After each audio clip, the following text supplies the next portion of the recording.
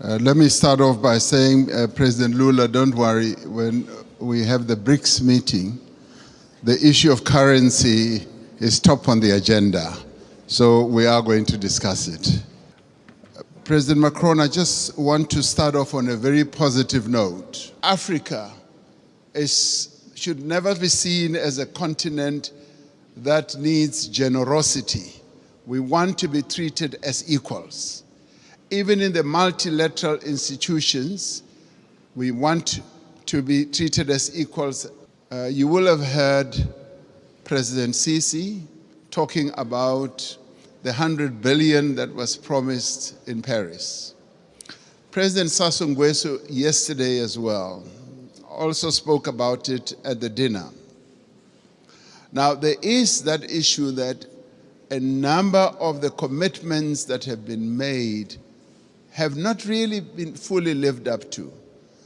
But before I get into details, let me immediately say that we recognize the many initiatives that have been put on the table, and a number of countries here have done so. Germany has gone out of the way to put a number of initiatives, and the US has also done a number of things. But there have been times when we felt like we were beggars.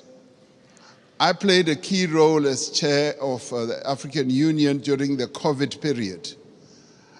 We felt like we were beggars when it came to vaccine availability, when we felt we needed access to vaccines, and the Northern Hemisphere countries had bought all the vaccines in the world, and they were hogging them. And they didn't want to release them at the time when we needed them most. And we felt like we were begging. And at times it felt like they would just be droppings from the table, that yes, we will give you that and that. And let me tell you something that generated a lot of resentment.